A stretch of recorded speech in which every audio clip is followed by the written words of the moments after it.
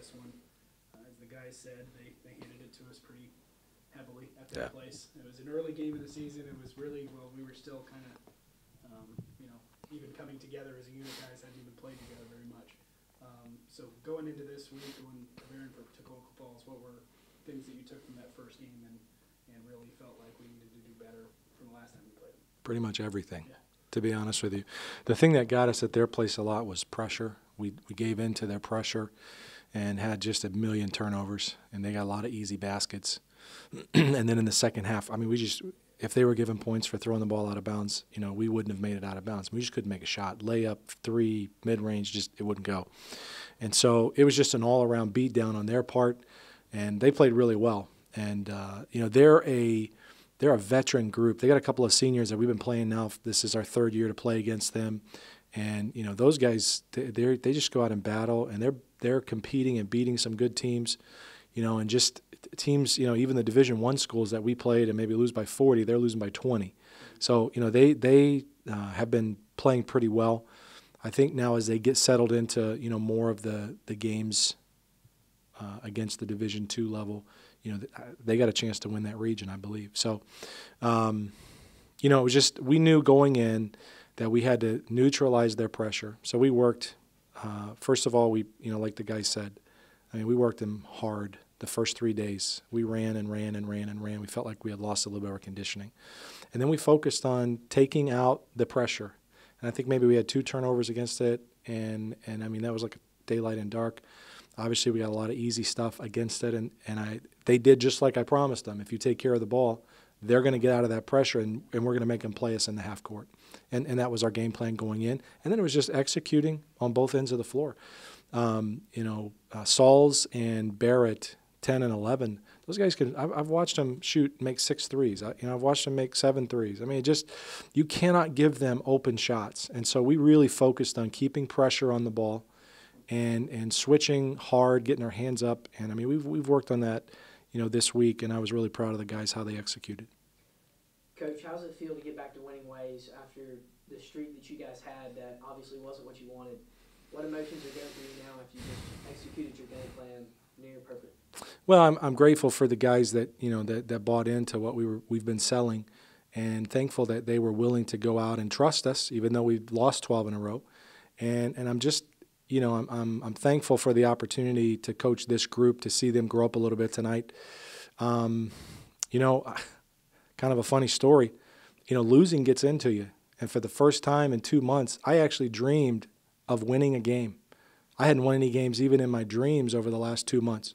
This week, literally, we won a game in my dreams. I'm not a dream guy, but pretty much I thought, okay, now I'm at least thinking win, and then the guys come out tonight and execute it. So I was pretty happy with that. In assists and on the boards, you guys dominated tonight. What do you attribute that to?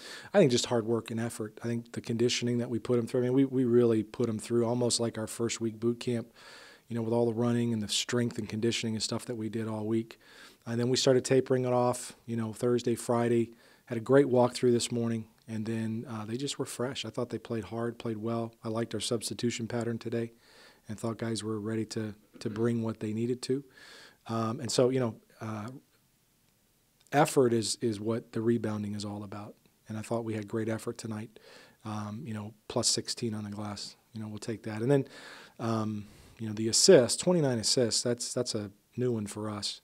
And just excited to see our players buy into their teammates' abilities. As you closed out the first half really strong again, that's really the second game in a row now that we've really closed out the half really strong. Corey knocks down a big shot at the end there, but going into halftime, what are some of the things that you took from the first half and a little bit of adjustments here and there of playing in the second? Yeah, we liked what was happening. We went really, really small. That's a lineup we've never really practiced with, but we felt like when Westfall sat down and then they had Barrett, the younger Barrett down, we felt like we could actually attack. So we got Che in there, brought Kyle out, and really just looked to spread it out and attack the rim. And so that's not something we've really worked on a lot. And so I was really happy that they were able to kind of pick that up on the go. And, we challenged them with about 5 minutes to go. I think there was a timeout there. And I said, look, let's finish this half. We were down 4 maybe. Let's finish this half and let's get into the locker room with some momentum. And it was almost like deja vu. Last week we hit a shot, we get a tip in, Che tips it in at the buzzer.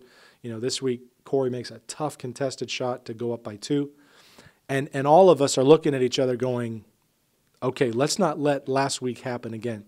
I was frustrated at the end of the first half because we didn't block out on the transition opportunity that they got, and we ended up, Marshall ended up getting his third foul, which could have been really big. It didn't end up playing into the game, but that could have been a huge. So just the little things, the details there that we missed on that.